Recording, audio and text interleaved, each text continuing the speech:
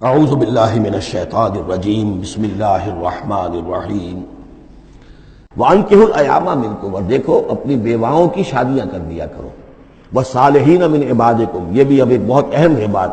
ہندوانہ ہمارا معاشرہ جو ہے وہ بیوہ کی شادی جو ہے وہ تو جائز بھی نہیں سمجھتا، یا بہت ہی یوں سمجھیے کہ اس کے نزدیک بہت ہی ناپسندیدہ بات ہے، اور ہمارے ہاں بھی یہ ہو گیا ہے۔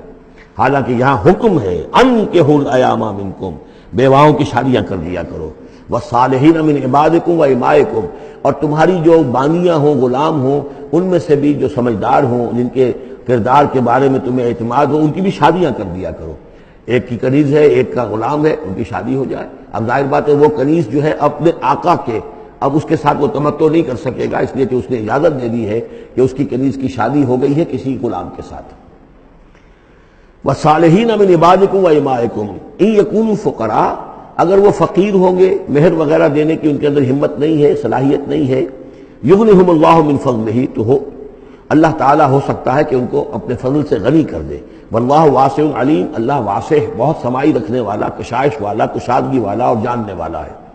یعنی یہ بھی ہے کہ کسی وقت انسان سوچے کہ اگر میں شادی کروں گا تو وہ بھی اپنی قسمت ساتھ لے کر آئے گی، کیا پتہ کہ میرے اس وقت حالات جو ہیں اگر کچھ خراب بھی ہیں تو اللہ تعالیٰ اس کی قسمت سے، اس کے حوالے سے اللہ تعالیٰ میرے لیے رزق کا دروازہ کھول دے۔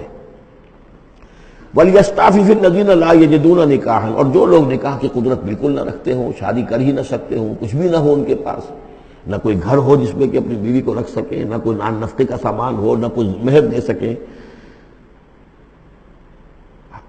وَلْيَسْتَعْفِفْ، تو انہیں چاہیے کہ وہ اپنی عفت کی حفاظت کریں، پوری طریقے سے اپنے اس جو جنسی جذبے کو کنٹرول کریں۔ الَّذِينَ لَا يَجِدُونَ نِكَاحًا حَتَّى يُغْنِيَهُمُ اللَّهُ مِنْ فَضْلِهِ، یہاں تک کہ اللہ تعالیٰ انہیں اپنے فضل سے غنی کر دے۔ وَالَّذِينَ يَبْتَغُونَ الْكِتَابَ مِمَّا مَلَكَتْ أَيْمَانُكُمْ فَكَاتِبُوهُمْ، اور تمہارے غلاموں میں سے جو تمہارے ساتھ چاہیں مکاتبت کرنا۔ یہ مکاتبت کا قاعدہ یہ تھا کہ غلام یہ طے کرتا تھا کہ جناب میں آپ کو اتنے لاکھ درہم دے دوں گا، اتنی مدت کے اندر اندر آپ مجھے آزاد کر دیجئے، تو یہ معاہدہ ہو گیا، اب وہ آزاد ہو گیا۔ لیکن آزادی اسی میں ہے کہ اسے وہ رقم اتنی عرصے کے اندر ادا کرنی ہے، وہ کمائے گا، محنت کرے گا، کوشش کرے گا اور وہ رقم ادا کر دے گا۔ یہ مکاتبت تھی۔ تو جو بھی تمہارے غلاموں میں سے مکاتبت چاہیں، مما ملکت ایمانکم فکاتبوہم، تو یہ مکاتبت کر لیا کرو۔ قرآن مجید نے وہ تمام راستے کھولے ہیں کہ جن سے غلاموں کی آزادی کا جو ہے آسانی کے ساتھ تدریجاً سہج انداز کے اندر ان کی غلامی کا جو ہے سلسلہ ختم ہو کر آزادی کی طرف راستہ کھل جائے۔ فَقَاتِبُوهُمْ إِنْ عَلِمْتُمْ فِيهِمْ خَيْرًا، اگر تم دیکھ رہے ہو ان کے اندر کہ خیر ہے، بھلائی ہے، واقعتاً یہ شخص پہ اعتماد کیا جا سکتا ہے، یہ بھاگ نہیں جائے گا، اور یہ جو بھی کرنا چاہ رہا ہے معاہدہ اس کو پورا کرنے کی اس کی نیت ہے۔ وَآتُوهُمْ مِن مَالِ اللَّهِ الَّذِي آتَاكُمْ، پھر ایسے لوگوں کو جنہوں نے مکاتبت کی ہو تم بھی مال دیا کرو، جو اللہ کا مال تمہارے پاس اللہ نے تمہیں دیا ہے، یعنی لوگ مدد بھی کریں اس کی، تاکہ وہ اپنی اس رقم کو جلد از جلد ادا کر کے اور وہ پھر آزاد ہو جائے۔ وَلَا تُكْرِهُوا فَتَيَاتِكُمْ عَلَى الْبِغَاءِ، اور دیکھو اپنی باندیوں کو، چھوکریوں کو، یہ جو وہاں پہ باندیاں کنیزیں ہوتی تھیں، انہیں بدکاری پر مجبور نہ کرو۔ ان اردنا تحسنا، اگر وہ چاہیں کہ وہ پاک دامن رہیں، وہ کسی قلعے میں رہیں، اور ان سے چونکہ یہ بھی رواج وہاں تھا، ان باندیوں سے پھر وہ پیشہ کراتے تھے۔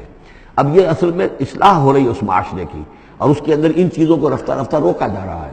جیسے سورہ نساء میں آیا تھا، ایسا بھی ہوتا تھا کہ باپ کی بیویاں جو ہیں، اپنی جو سوتیلی مائیں ہیں، انہیں اپنے گھر میں ڈال دیا، لیکن یہ ساری چیزیں رفتہ رفتہ ایک ایک کر کے پھر ان کی بندش ہوئی ہے، تو وہ اپنی اولونیوں سے پیشہ کراتے تھے اور کمائی خود کھاتے تھے۔ تو فرمایا یہ بہت غلط ہے، لِتَبْتَغُوا عَرَضَ الْحَيَاةِ الدُّنْيَا، تاکہ تم حاصل کرو دنیا کی زندگی کا سامان۔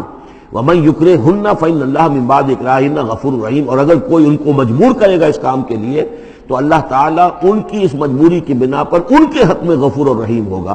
تم پر وبال آئے گا، جو کام یہ غلط کروائے گا وبال اس پر آئے گا۔